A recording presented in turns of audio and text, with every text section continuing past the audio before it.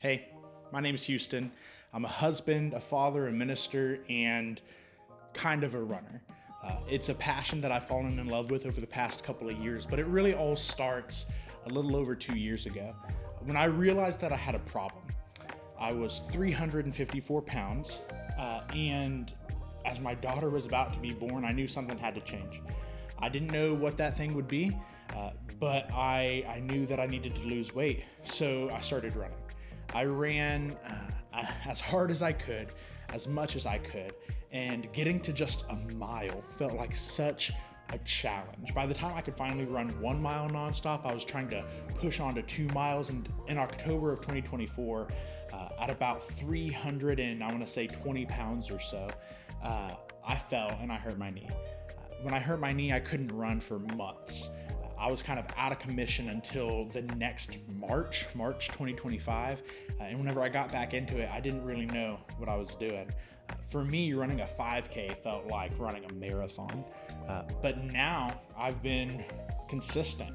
I picked up running again in August of last year, and I've just been consistent month after month, and I'm getting more consistent day by day. I've kind of learned that consistency is key, so much so that now, along with focusing on my diet, I'm down to being in the 250s, about 100 pounds lost from where I started. But I've also fallen in love with running.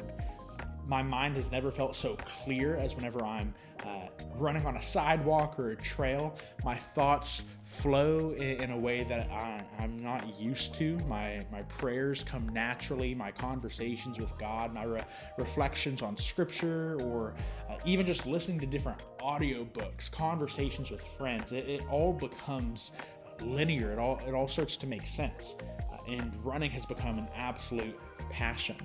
So with that, I've set some goals. I want to run a 50-mile race.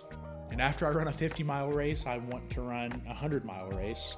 And I want to build up to a race called the Moab 240, which I feel like should be equivalent to a PhD in running, if such a thing were to exist, where you run 240 miles nonstop.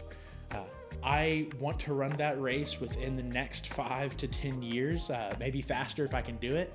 And so if you want, you can follow along. You can hear what I think about when I run. You can hear my reflections from a messy garage that'll hopefully get better over time.